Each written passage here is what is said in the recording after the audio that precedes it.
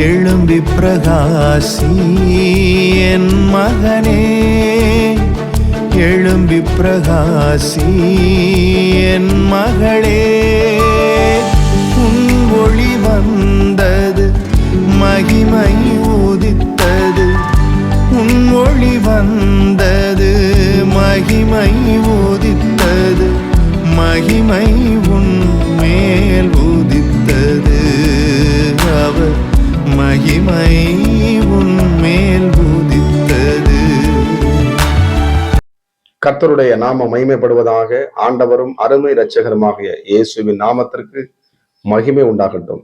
இந்த நாள்ல கூட தேவன் நம்மளோட பேசும்படி கப்பமா எஜமானனே எங்களோடு பேசுங்க, இயேசுவின் நாமத்தின் பிதாவே. நாம் எடுத்து வாசிப்போம். உபாகம் 5ஆம் அதிகாரம் அதுல 10ஆம் வசனம் கூட வாசிப்போம். என்னிடத்தில் அன்பு கூர்ந்து என் கற்பனைகளை கை கொள்ளுகிறவர்களுக்கோ 1000 தலைமுறை மட்டும் இரக்கம் செய்கிறவனாய் இருக்கிறேன். 1000 தலைமுறை. எத்தனை தலைமுறைங்க? நான் ஒரு தலைமுறை கூட என்னால் பார்க்க முடியுமா?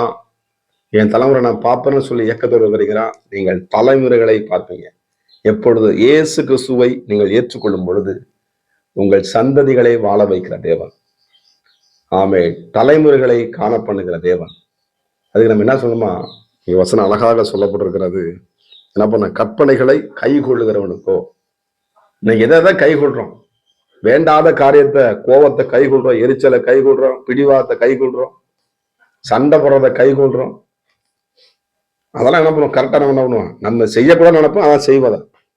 அதெல்லாம் நம்ம கை கொள்றோம். இன்னைக்கு உலகத்தை எதை கை கொண்டு இருக்கிறாங்க. ஆனா நீங்க நானும் எதை கை கொள்ளணுமா?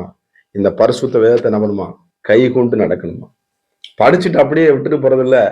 எனக்கு எல்லாம் நான் அப்ப 100 வட்டம் பைபிள் படிச்சுட்டு 50 வட்டம் படிச்சேன். படிச்ச மட்டும் இல்ல, அந்த வசனத்தை ஒரு வசனம் படிச்சாலும் அந்த கொஞ்சத்துல உண்மையா, அந்த கொஞ்சமாவது என்ன பண்ணும்? நீ 100% அந்த உண்மையா இல்ல, கொஞ்சத்தினாவது என்ன பண்ண உண்மையா இருக்கும். கர்த்தருக்கு மகிமை உண்டாவதாக. எனக்கு அருமையானது. கை கூடுறதுனால என்ன பலனுங்க? நான் அந்த இயேசு ஏற்றுக்கொண்டு எத்தனையோ வருடங்கள் ஆயிடுச்சு. வாழ்க்கை நம்ம நீங்க கை கூடுறீங்களா? பரிசுத்தாவை நிரப்புறீங்க, கை தட்டி ஜபிக்கிறீங்க, காலையிலும் ஜபிக்கிறீங்க. ஆனா வெளியே என்ன வார்த்தை பேசிக்கிட்டு இருக்கீங்க? ஏன் உங்க வாயில கெட்ட வார்த்தை வருது? மற்றவங்க குடும்பத்தை கெடுக்கிறமான அந்த அந்த தேவையான கிண்ணங்கள் நமக்குள்ள வருது. நம்ம அப்படி ஒருபோது என்ன பண்ண? தீமைக்கு தீமையோடு நம்ம எதிர்த்து கூடாது. தீமையை என்ன பண்ண? நன்மையினாலதான் வெல்லணும். எனக்கு அப்படி பண்ணிட்டான், அவனுக்கு நான் திரும்பி அப்படி பண்ணுவேன். யூதாசு காட்டி கொடுத்தாதான். ஆண்டவர் என்ன பண்ண? நீ எனக்கு காட்டி கொடுத்தா நான் கொல்லல, என் சிநேகிதனே அப்படி இந்த முத்தத்தினால என்ன. அப்ப நம்ம சில பேர் காட்டி கொடுத்துதான் பாருங்க, அவனுக்கு கை கொண்டா பண்றான். அந்த பணத்தை வச்சு கை கொண்டு என்ன? யூதாசு கை கொண்டா இருந்தான். வசனத்தை ஆண்டு கூட தான் இருந்தான். ஆனா வசனத்தின்படி என்ன பண்ணல? அது ஆண்டு வார்த்தையை அவன் கை கொள்ளல. காட்டி கொடுக்கதான் கை கொண்டு அவனுக்கு தான். நீ சில பேர் காட்டி கொடுக்குறது.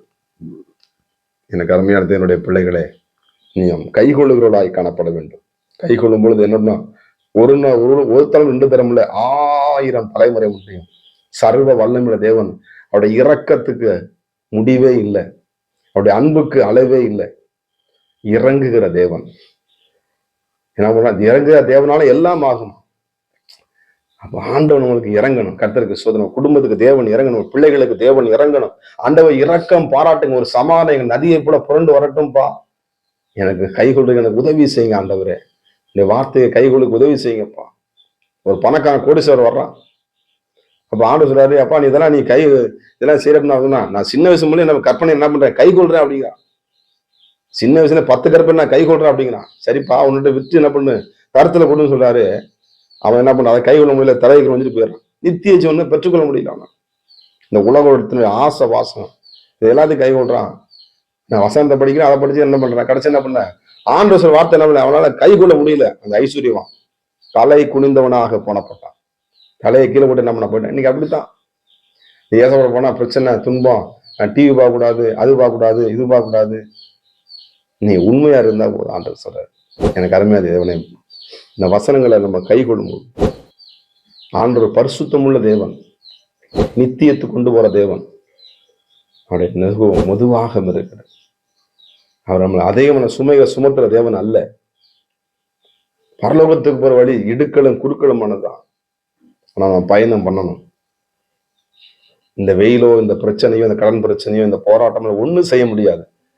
நீங்க ஆண்டவர் வார்த்தையை கை கொண்டு பாருங்க, இறங்குகிற தேவன் உங்க வாழ்க்கையில அற்புதங்களை செய்வார். நீங்க அற்புதங்களை நிச்சயமா பார்ப்பீங்க. 1000 தலைமுறைகளை இரக்கம் செய்கிற சர்வவல்லமை தேவன் நம்மோடு இருக்கிறார் என்பதை மறந்துடாங்க.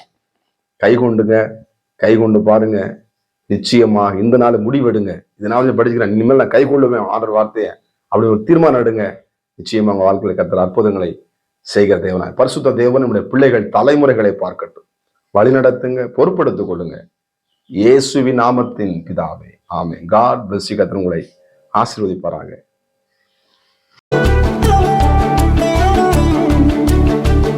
எழும்பி பிரகாசி என் மகனே, எழும்பி பிரகாசி என் மகளே. உன் ஒளி வந்தது, மகிமை உதித்தது. உன் ஒளி வந்தது, மகிமை உதித்தது. மகிமை உன் மேல்